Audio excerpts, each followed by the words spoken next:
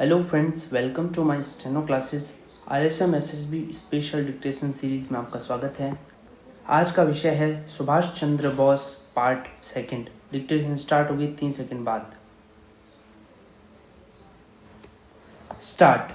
उन्हें रिहा नहीं किया गया था बल्कि निर्वासन दिया गया था, और यह बात तब स्पष्टतः सिद्ध हो गई जब अपने पिता की मृत्यु पर स्वदेश लौटते ही गिरफ्तार कर उन्हें उनके घर में ही नजरबंद कर दिया गया। लगभग 1 माह तक वे इसी तरह नजरबंद रहे। इस दौरान उन्हें किसी राजनीतिक चर्चा में भाग नहीं लेने दिया गया, अतः वे पुनः यूरोप लौट गए। विदेश में रहते हुए देश की सेवा करना काफी कठिन था और ब्रिटिश सरकार ने उनसे स्पष्ट कह दिया था कि भारत में वे केवल जेलों में ही रह सकते हैं। फिर भी वे स्वदेश लौटे। इसका परिणाम यह हुआ कि उन्हें पुनः गिरफ्तार कर लिया गया। उनकी गिरफ्तारी से देश भर में क्रांति की लहर फैल गई, पर सरकार टस से मस नहीं हुई। इसी बीच उनके बिगड़ते हुए स्वास्थ्य को देखते हुए उन्हें पहले की तरह पुनः रिहा कर दिया गया। Paragraph change. वर्ष 1938 में कांग्रेस के हरिपुरा अधिवेशन में वे गांधी जी द्वारा नामजद उम्मीदवार पट्टाभी सीतारमैया के विरुद्ध अध्यक्ष पद का चुनाव जीतने में कामयाब रहे। पट्टाभी सीतारमैया की पराजय को गांधी जी ने अपनी पराजय बताया। सुभाष चंद्र बोस गांधी जी का बहुत सम्मान करते थे, अतः दक्षिणपंथी कांग्रेसियों के असहयोग को देखते हुए उन्होंने कांग्रेस से त्यागपत्र दे दिया और फॉरवर्ड ब्लॉक नामक नई पार्टी की स्थापना की। बंगाल में उठ रही क्रांति को देखते हुए उन्हें वर्ष 1941 में फिर गिरफ्तार कर लिया गया और उनके घर पर उन्हें नजरबंद करते हुए उन पर कड़ा पहरा लगा दिया गया। फिर भी वे यहाँ से भेष बदलकर भागने में सफल हुए। Paragraph change. यहाँ से भागकर वे काबुल होते हुए जर्मनी पहुंचे। उस समय जर्मनी का शासक तानाशाह हिटलर था। उसने उनका यथेष्ट सम्मान किया और दक्षिण पूर्वी एशिया जाने की उनकी योजना को समर्थन व सहयोग भी दिया।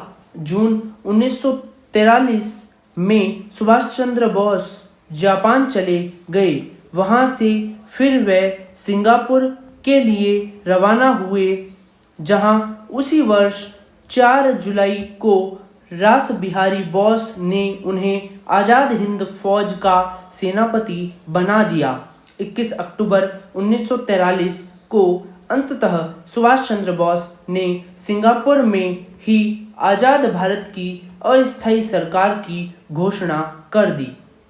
जापान, इटली, चीन, जर्मनी, फिलीपींस, कोरिया, मांचुको और आयरलैंड देशों की सरकारों ने उनकी सरकार को मान्यता दी। बाद में उन्होंने बर्मा में रंगून को अपनी अस्थायी सरकार की राजधानी बनाया और अंडमान निकोबार द्वीप को जीतकर वहां अनुशासित एवं व्यवस्थापूर्ण ढंग से आजाद हिंद सरकार का कार्य चलाने लगे। Paragraph change. 6 जुलाई 1944 को उन्होंने रंगून रेडियो स्टेशन से महात्मा गांधी के नाम एक प्रसारण जारी किया, जिसमें उन्होंने गांधी जी को राष्ट्रपिता कहकर संबोधित किया और युद्ध में विजय के लिए आशीर्वाद और शुभकामनाएं मांगी।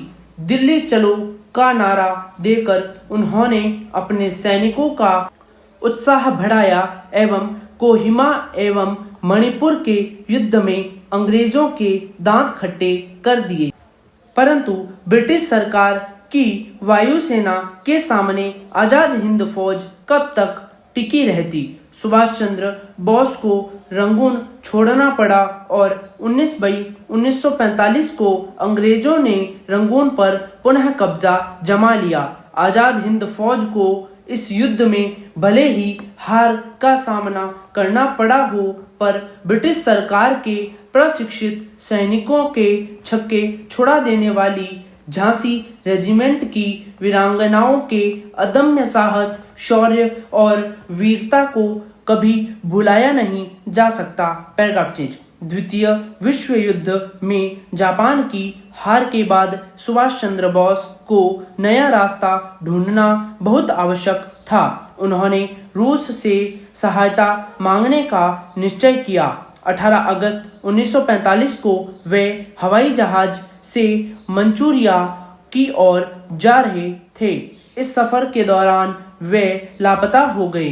23 अगस्त 1945 को एक वायुयान दुर्घटना में उनकी मृत्यु के समाचार पर किसी को विश्वास नहीं हुआ। Paragraph change. उनके प्रति लोगों के अनन्य दुर्लभ प्रेम की भावना का ही परिणाम था कि 20वीं सदी के अंत तक भारतवासी यह मानते रहे कि उनके प्रिय नेताजी की मृत्यु नहीं हुई है और आवश्यकता पड़ने पर वे पुनः देश की बागडोर संभालने को कभी भी आ सकते हैं। देश के स्वतंत्रता संग्राम में सुभाष चंद्र बोस की भूमिका को देखते हुए जनवरी 1992 में उन्हें मरणोपरांत देश के सर्वोच्च सम्मान भारत रत्न से सम्मानित किया गया। नेताजी आज हमारे बीच सशरीर उपस्थित नहीं हैं, पर देशभक्ति का उनका अमर संदेश आज भी हमें देश के लिए सर्वस्व न्यौछावर करने की प्रेरणा देता है। पूर्ण विराम। फ्रेंड्स, आज का डिक्टेशन कैसा लगा कमेंट करें और ऐसे ही डेली डिक्टेशन पाने के लिए हमारे चैनल को सब्सक्राइब करें, बेल आइकन प्रेस करें, वीडियो को लाइक करें, शेयर करें। धन्यवाद।